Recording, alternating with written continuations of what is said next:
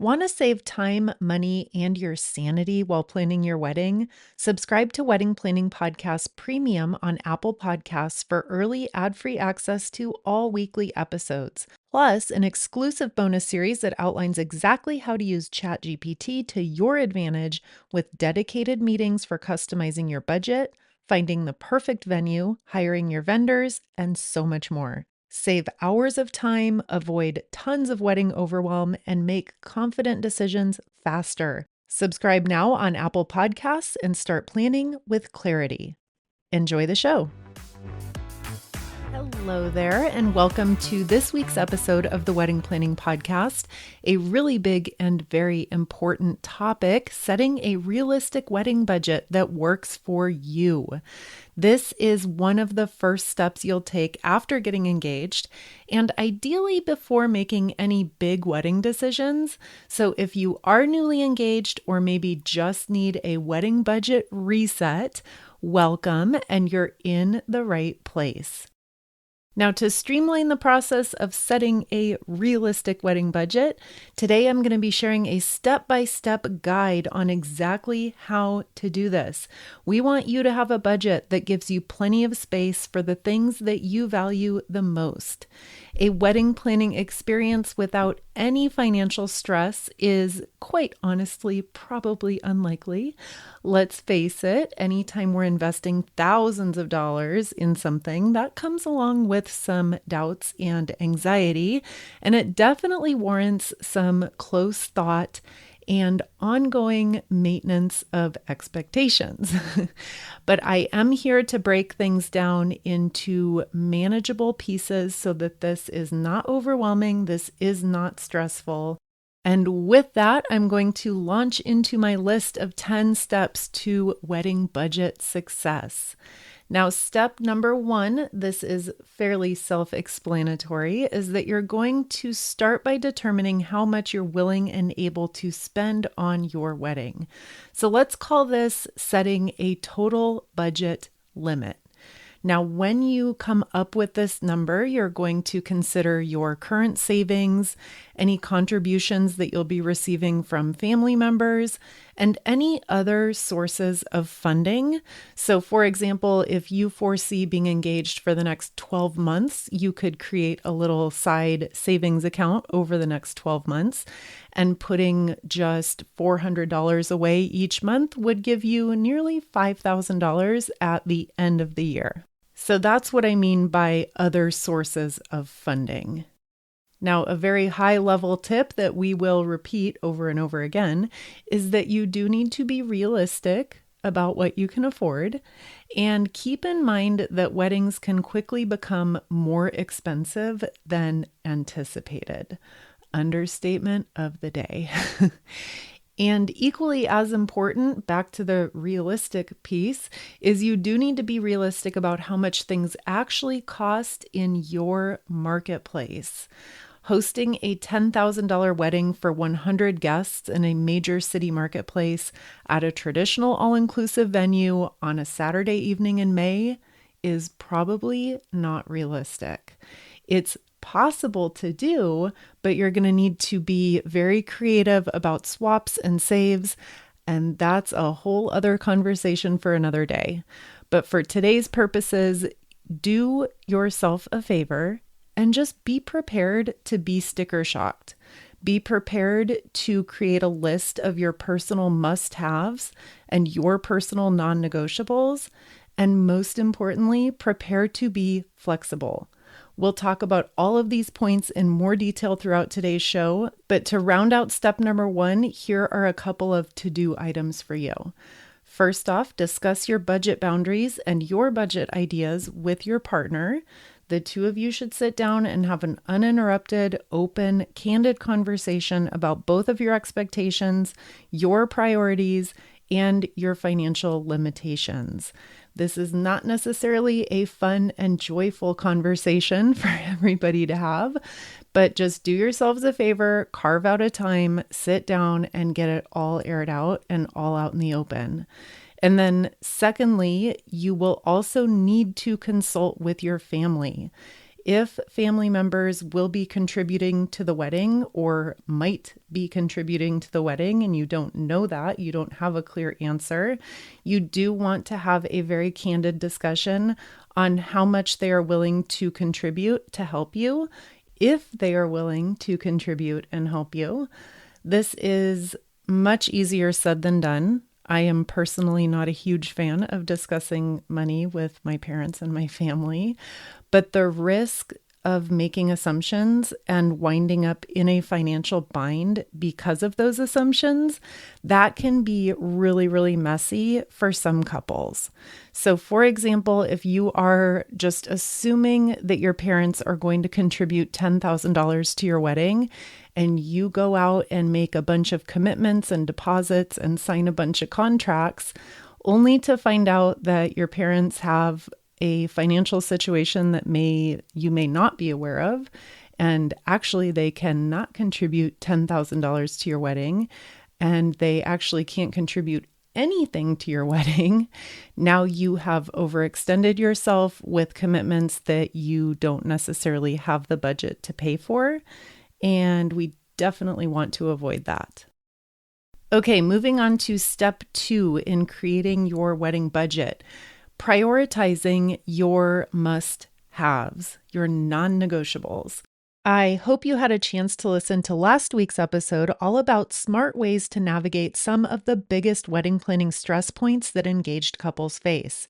In that show, we discussed the importance of defining your wedding vision and setting your top wedding priorities with your partner. And we even walked through a brainstorming exercise to prepare you for having that conversation together.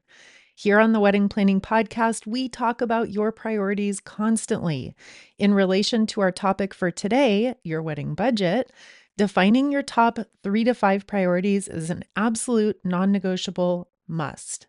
Skipping this step or glossing over it may not seem like a big deal right now, but fast forward to 12 months from today when you realize you're paying for a bunch of crap that's not even that important to you, that's a big deal. So do this exercise, identify your main priorities. And once you have those outlined, you're going to have a guide for exactly where to allocate the majority of your wedding budget. Because guess what? If it's really, really important to you and it really is a priority, then you owe it to yourself to put more of your wedding budget into those items versus the things that are not that important to you. Those can be scaled way back or maybe even cut out entirely. And this part gets missed by so many engaged couples, so come back to me if you're multitasking. There's no point in setting your priorities and making your non-negotiables unless you're willing to commit to them, and this means consistently saying no to the things that didn't make the cut.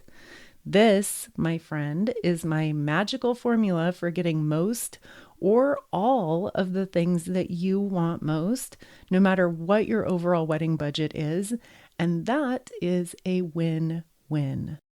So now we come to number 3 for today, which is what are the main wedding budget categories? Weddings come with a wide variety of expenses, and it can be really helpful in the beginning to assign your total budget into categories. So here's a list of some of the major categories to consider. Your venue. This could include ceremony and reception venues, and sometimes will even include catering. If it doesn't include catering, then that's a separate line item, so food and drinks. And of course, this is going to depend big time on the number of guests, the type of meal, and your location.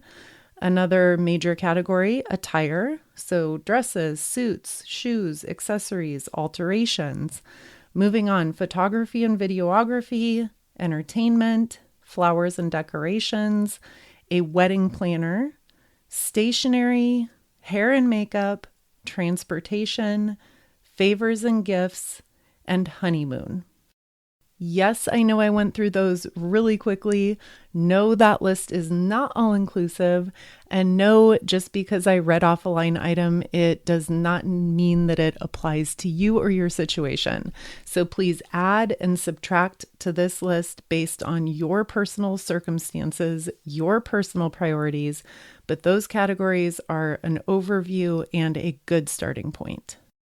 And that leads us into number 4, which is to start researching and start to estimate costs for each category. So once you have a handle on the major elements and categories that are appropriate for your wedding vision, you'll need to research the actual costs for each category in your area. What used to take days of research, emails, and waiting on vendors to get back to you can now be done in minutes. That's why I created the bonus series that I mentioned at the beginning of today's show. That series is available for Wedding Planning Podcast Premium subscribers, and it shows you exactly how to use tools like ChatGPT to research local vendors, estimate real-time pricing, and dial in a wedding budget that actually fits your vision, your priorities, and your wedding specifics. You'll also get access to my very best copy and paste wedding budget and money saving prompts so that you don't even have to guess where to start.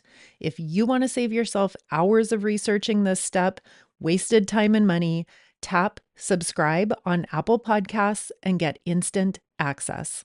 It is impossible for me to give a generalized blanket statement about how much things will cost for you or how much things should cost. I'm not going to sit here and say your venue should be 20% of your overall budget, et cetera, et cetera. That's a very individual, very case-by-case thing, and it will unfold for you as you follow these steps and trust the process. So sorry, that was a little bit of a sidetrack, but back to researching and estimating costs. Your main action item here is really to hit the internet and just start filling out requests for more information, book information meetings, book some venue tours, ask your friends and family for referrals, and then start to fill in your category list with some estimated pricing information. Now we have some really good fundamentals, and we can't go further until we talk about getting organized. So number 5 for today is to get organized using spreadsheets or a wedding budget app. I don't care how you do it, however it works for you. Nothing we've talked about up to this point is going to do any good whatsoever if it's not organized. And ideally, I would recommend putting it somewhere that's shareable, that's online, and that's accessible to your partner and anyone else who's helping you plan. If you don't like running things like this online and you'd prefer a wedding notebook, that's fine too. But some great, easy ways to get organized are using Google Docs, a wedding planning app, or just a plain old spreadsheet. In the beginning of formulating your budget and in the beginning of the process, this is where you're going to input your estimated costs for each category. So the numbers that you got in step number 4 when you started researching, go ahead and outline all of that here. And then as you research and gather more information and start to narrow down your options, this is also where you can keep track of vendor quotes and contact information. And eventually, it's where you'll keep track of your deposits and your payments and your balances due. So you're going to add columns for deposit amounts that you've paid, due dates for balances that are due, and you're always going to be on top of exactly what needs to be paid and when. So we're feeling organized, we're on top of it. The next thing we're going to do is plan for the unexpected. What an oxymoron that is. More often than not, weddings do come with unexpected expenses. I don't know a couple who's ever just not experienced any unexpected money due. The reality is that more often than not, weddings come with unexpected expenses. And I could say the same for life in general. But since we're talking about weddings, let's stick there. I would recommend that you set aside about 5 to 10% of your total budget for unplanned costs. No one likes unplanned costs. No one likes an unexpected bill, but it happens. So go ahead and be proactive about it. And this gives you peace of mind. If something does go over budget, you're prepared for it. And if you are superhuman and disciplined and perfectly on budget from start to finish, then congratulations. You will have a surprise little wedding gift to yourselves when it's all over. You can enjoy that 10% that you set aside and go ahead and do something fun with it or productive, whatever you choose. Next up here, you're going to actively track your spending. Actively meaning regularly, consistently. As you start booking vendors, you start paying deposits and buying various things, go in and update your budget regularly. Staying consistent with these check-ins makes sure that you're not overspending in one area. And if you do overspend in one area, you can catch it before that train kind of goes out of control. You can review your budget weekly, monthly, however it makes sense for you. Schedule a time. It can be with your partner. It can be just you solo. Everyone delegates this differently. Just make sure to set aside some time to check on your progress and make any adjustments as necessary. And then also here, be flexible and be realistic. Okay, things happen. We overspend. We don't anticipate perfectly. That's totally fine. If you need to cut back in a specific area, now is the time to flag that and make the adjustments. This is why we do it regularly, monthly, weekly, and not at the end when things have gone out of control for 12 months and you're just now catching it. So this gives you an opportunity to jump in there and kind of catch things before they get out of hand. And then I'll say here too, your priorities can change. This goes back to earlier in the show when we talked about setting your non-negotiables and setting your priorities. Maybe at the beginning of your engagement, you thought that videography was a must-have, but you've since then come across some alternatives that are going to work out just fine. And you want to take those videography funds and go ahead and move them into another category. Don't be afraid to pivot. Just make sure that you're balancing your splurges and your saves so that your bottom line remains the same. So if you need to take from one category, that's fine. Just make sure you're compensating for it on the other side. We can't have a conversation about a wedding budget without also talking about some cost savings opportunities. And this is a huge topic. I'm going to touch on it really briefly here, just because, again, I don't feel like a conversation is complete without touching on it. If your budget is tight and you want to save money in some certain areas, here are some easy starting points to consider, and I'm going to go through these quickly. Number one would be your venue. So considering a non-traditional venue like a park or a family home, a backyard, this can save huge on rental fees. So it's just something to think about. You can consider cutting back on decorations or even doing your own decorations. Centerpieces and flowers are an easy place to start. And you will find a million ideas on DIY projects if you head to the internet, Pinterest, YouTube, Reddit, etc., etc. Another really low-hanging fruit cost-saving opportunity is your guest list. The fewer people you invite, the less expensive your overall price tag is going to be, to put it in the most simple terms. Hosting an off-season wedding is another great savings opportunity. And then last one here, keep it simple. Yes, it is that easy, and these are words to live by in my personal book. I could literally talk for an hour about examples and scenarios where keeping it simple can save thousands upon thousands of dollars, but that's another conversation for another day. Likewise, there are opportunities everywhere to make a creative swap, substitution, or even omission. If it's not on your priority list and it's not important to you, then skip it. Again, cost-saving opportunities, huge topic, way too much to discuss in today's episode. I could literally talk about this stuff for days. And I can't wait to share more here each week about more creative cost-saving opportunities that you can take advantage of.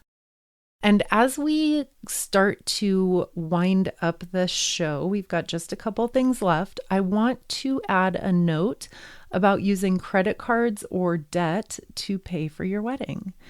I've been doing this for a really long time, and credit card and debt are bad words in the world of wedding planning on a budget. In the most general terms, in a most perfect world, I would suggest that you host a wedding that you can afford today, right now. However, I'm not here to judge anyone or their decisions or individual situations. And I've had many conversations with engaged couples where it actually does make sense, given their unique situation, to take on some debt to pay for their weddings. That may or may not be right for you, but I do feel it's worth mentioning that there is a gray area, there is flexibility and creativity that exists beyond what we've been conditioned to think is right or wrong. So do with that what you will. We're going to move into number 10, which is keeping things in perspective. This is actually a teaser into another much larger topic, which is knowing when to flex your money-saving muscles and when it might be better to trade your time for dollars and just pay a professional rather than trying to do it yourself. If you want to make your own centerpieces because you find joy in the process and it makes you happy and you're really excited about it, then that's great. But if you're dedicating hours of time and hundreds of dollars in supplies because you think it's going to save you money at the end of the day, there are endless, easier ways to save a couple $100, and we'll explore those here in upcoming weekly episodes. And to tie a bow on everything, we're going to finish here with review and adjust. Repeat after me. Review and adjust. As you get closer to your wedding day, go back in and reassess your budget. Make sure it's still working for you. Make sure it's still speaking to your current priorities, your current must-haves, your current non-negotiables. Like I said earlier in the show, these things change, and that's fine. It's okay to pivot. It's okay to make adjustments. Unexpected costs will pop up, which is no problem, right? Because we're prepared for that. And some categories may end up costing less than you initially expected. Keep your priorities top of mind and make adjustments as you go. I'll share a complete outline of today's show, and you can find a link to that post in the episode description whenever you have a hands-free moment.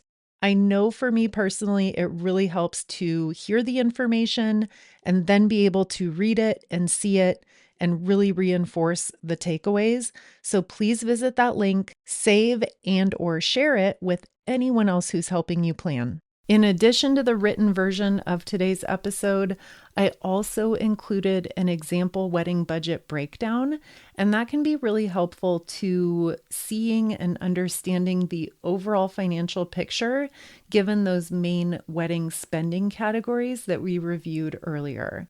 And that's that for today. I hope you found this conversation helpful. Thank you so much for joining me and for letting me be a part of your wedding planning days. It is a huge honor. I do not take it lightly, and I love having these conversations with you. I look forward to talking again next week, same time, same place.